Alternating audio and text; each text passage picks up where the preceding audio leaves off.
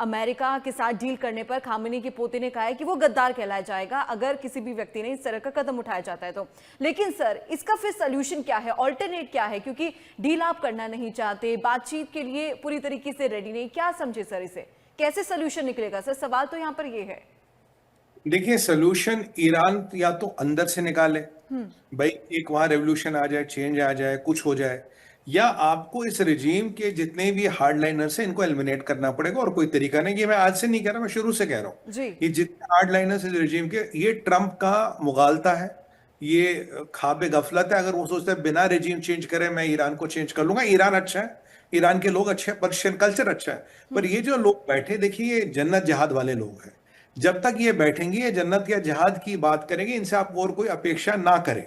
Country में blockade फिर लग सकता है। कंट्री की अर्थव्यवस्था मान लीजिए 10-20 बिलियन डॉलर आ भी गई, दीपाली जी, कितने 3-4 महीने चल जाएंगे। उसके बाद क्या करोगे? कंट्री बर्बाद हो गई, मिडल ईस्ट बर्बाद हो रहा। जिस कतर आपके लिए इतनी जद्दोजहद करा, आपने उसको भी ठोका।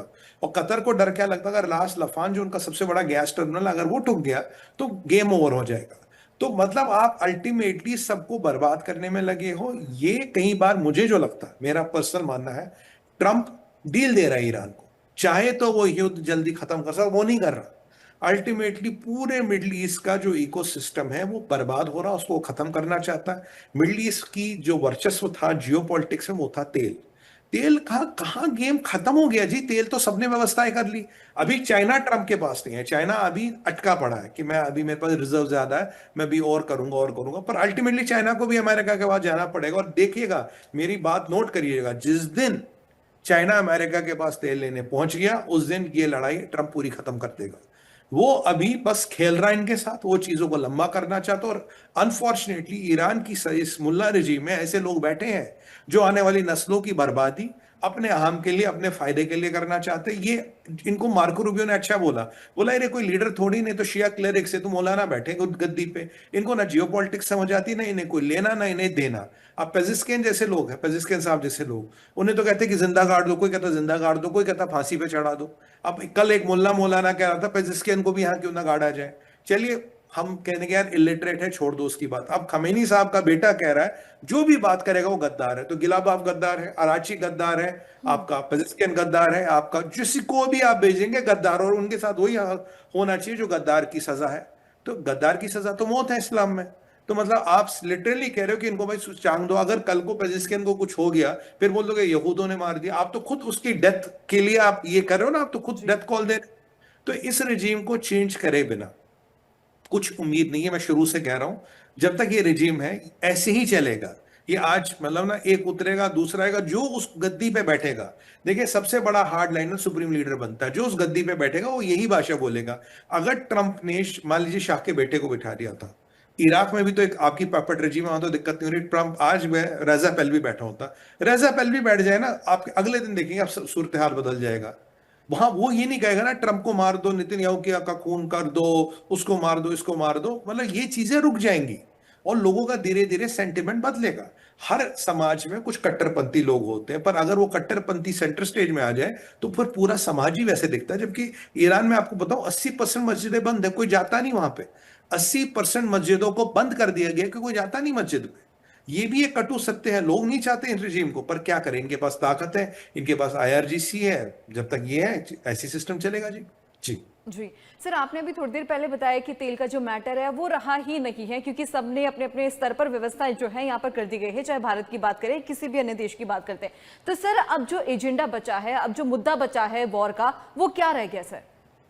देखिए, पहले ट्रंप को लगता था कि मैं तेल पे कब्जा कर लूंगा, उसने काफी हद तक वो चीज कर ली। मिडल ईस्ट जी। को वीक करूंगा। बड़ा गेम क्या था? बड़ा गेम था, एक अमेरिका का अरेंजमेंट था सऊदी के साथ पेट्रो डॉलर का, कि भाई जो भी तेल खरीदेगा बेचेगा दुनिया में डॉलर में खरीदेगा। वो कैसे? Petro dollar. पेट्रो डॉलर के लिए सऊदियों के साथ इन्होंने सबसे बड़ी ऑयल कंपनी लगा दी अरामको, जिसमें 51% सऊदियों के पास है, 49% अमेरिकन के पास। और अरामको का चेयरमैन कौन है? खुद मोहम्मद बिन सलमान, खुद समझिए। यानी कि crown Prince is the chairman of Aramco. और इसलिए अमेरिका इस तेल से फायदा भी उठाता था और इससे अपने डॉलर का वर्चस्व भी रखा था। उसके बदले में उन्होंने दो प्रॉमिस किए थे भाई, in by paper, America Saudi को, आपके एसेट कभी फ्रीज नहीं होंगे और आप पे कभी हम सैंक्शन नहीं लगाएंगे। ये 2 प्रॉमिस अमेरिका ने रिटर्न में दिए थे, आप क्योंकि आप दुनिया में आप तेल यहीं से बेचोगे। धीरे धीरे धीरे धीरे बाइडेन के टाइम में अमेरिका और सऊदी में थोड़ी खटपट हो गई थी इसको लेके, क्योंकि वो तेल कहते हैं ज्यादा पंप करो, सऊदी कह रहा मैं नहीं करता। मोहम्मद बिन सलमान थोड़े अकड़ में रहते हैं कि वो, उनके फादर बड़े डिप्लोमेटिक थे, थोड़ा अकड़ में रहते हैं। इन्होंने अपने काफी चाचा माओं के भाइयों को भी प्रिजन विजन में डाल दिया। तो अब क्या बेसिकली था, पेट्रो डॉलर हेज था अराउंड पॉलिटिकल इस्लाम, कि ठीक है आप हमारी काफी चीजें इग्नोर करो, हम आपका डॉलर चराते रहेंगे। जब ट्रंप के पास तेल आया, ट्रंप ने आते ही बोला ड्रिल बेबी ड्रिल, अमेरिका में तेल निकला।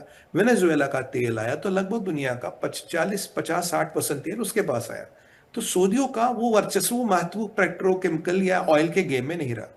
अब इसको शिफ्ट करना, शिफ्ट कैसे करोगे? आप शिफ्ट तभी करोगे जब मिडिल ईस्ट में आग होगी, लड़ाई होगी, बढ़ाई होगी। तो आपने ईरान को छेड़ दिया, ईरान ने आपके कहते हैं ना स्क्रीन प्ले के हिसाब से पागलपन कर दिया, और ये जो आप कहानी देख रहे हो ये सारी कहानी शुरू हो गई। तो अगर आपको इस कहानी को खत्म करना है, आपके चाइना को वहां तेल लेने आना पड़ेगा। और आपका जो मिडिल ईस्ट है, अल्टीमेटली इसकी जो पावर दुनिया की जियोपॉलिटिक्स में वो तेल को लेके थी, वो पावर धीरे धीरे धीरे धीरे धीरे धीरे ट्रम्प खत्म कर रहा है। ये अमेरिका की बड़ी रणनीति, ताकि जो वेस्ट की डिपेंडेंस है, यानी कि डॉलर भी मेरे से लो, तेल भी मेरे से लो, टेक्नोलॉजी भी मेरे से लो, हथियार भी मेरे से लो, ये 4 चीजें ट्रंप दुनिया में लाना चाहता है। और जब तक सोचिएगा, जब तक ये 4 चीजें ट्रंप की दुनिया भर में चलेंगी, ट्रंप और अमेरिकन डॉलर को, ट्रंप कल को रहे ना रहे, अमेरिकन डॉलर को कोई नहीं हिला सकता। ये वो व्यवस्थाएं हैं। और एक आपको वीक पॉइंट मिला ईरान, आपने उसको थोड़ा छेड़ा, आगे उन्होंने आपकी बेवकूफ़ी कही है, जो भी कही है, उन्होंने बिल्कुल आपके प्लान के अनुसार आप पे कार्रवाई की, और ये कहानी चलती रही। जी। जी